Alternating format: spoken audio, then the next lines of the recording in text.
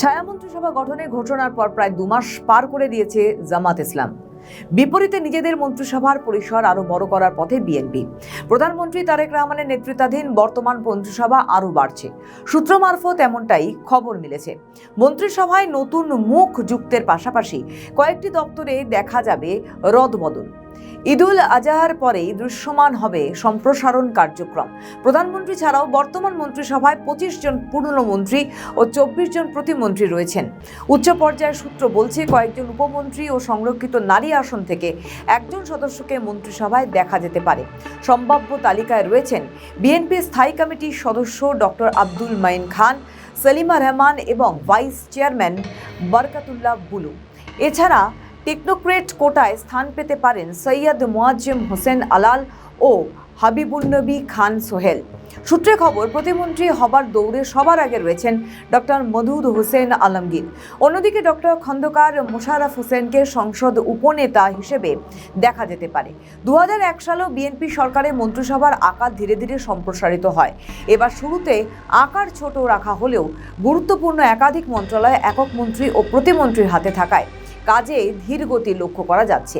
তাই চাপ সামলাতে এবং নির্বাচনে প্রতিশ্রুতি বাস্তবায়িত করতে মন্ত্রিসভার আকার বাড়ানো হতে পারে বলেই কিন্তু সূত্রের খবর।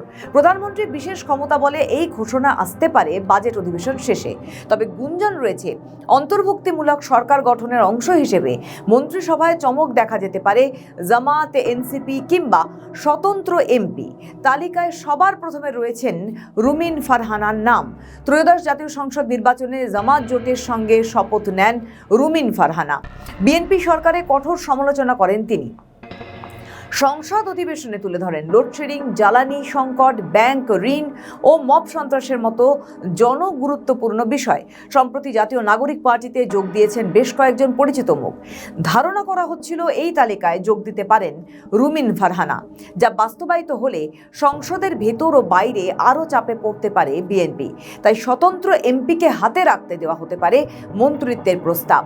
কূটনৈতিক অঙ্গনে তার পরিচিতি এবং সংসদে ও দলের ভেতরে দলের নীতি নির্ধারণী বিষয়ে তার প্রখর যুক্তিবাদী ভূমিকার কারণে তাকে নতুন মন্ত্রিসভায় একটি গুরুত্বপূর্ণ মন্ত্রণালয়ের দায়িত্ব দেওয়া হতে পারে বলে জোর জল্পনা রয়েছে। তাকে মন্ত্রী করা হলে তা হবে তরুণ ও নারীদের রাজনীতিতে উৎসাহিত করার একটি বড় পদক্ষেপ।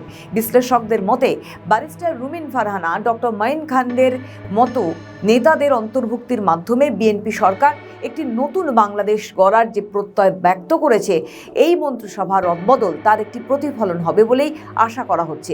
বিএনপির স্থায়ী কমিটির সদস্য ডক্টর আব্দুল মাইন খান জানিয়েছেন, মন্ত্রিসভার আকার বাড়ানোর প্রসঙ্গে এখনো পর্যন্ত দলীয় ফোরামে কোনো আলোচনা হয়নি। তাই বিষয়টির সত্যতা নিয়ে এখনো একাধিক প্রশ্ন রয়েছে।